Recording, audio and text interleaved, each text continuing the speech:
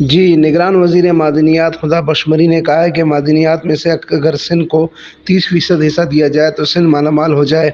सिंध जो पहले ही कुदरती वसाइल से मुस्तफ़ीद है लेकिन ना तजुर्बा और अदम तवज्जो की वजह से मसाइल का शिकार है। अरब के बुद्दू सिर्फ़ एक मदनी ज़ख़ायर की वजह से दुनिया में अपना मकाम और पहचान बनाकर अपने मुल्क को तरक्की पज़ीर बना गए हैं। सिंध में अवामी नुमाइंदा असम्बलियों में जाकर ज़मीनी मादनियात और अपने हक़ की बात नहीं करता। सिंध की तबाहली का ज़िम्मेदार यहाँ का नुमाइंदा है।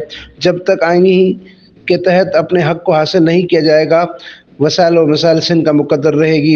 क़ारून झर का मसला खुद पैदा करता है, ज़ाती मफ़ाद की जंग है। हम वहाँ शऊर रखने वाले दोस्तों के साथ वहाँ पहुँचे तो वहाँ कोई मस्जिद मंदिर की बात ही नहीं थी। सिर्फ़ मफादात की खातिर कुछ लोग क़ारून झर के आड़ में अपनी सियासत चमकाने में लगे हुए हैं। सूबाई वज़ीर मादनियात खुदाबख्श मरी ने मज़ीद कहा कि लोकल व मकामी लोग ही अपने वर्सा की मालिक हैं, पर उन्हें इस हवाले से शऊर रखते हुए आईनी तरीका इख्तियार करना होगा। इस मौके पर मीर मलूक खान मरी व दीगर भी मौजूद थे। अमीन फ़ारूकी, फ़ायरस्टोन न्यूज़, ठट्टा, सिंध।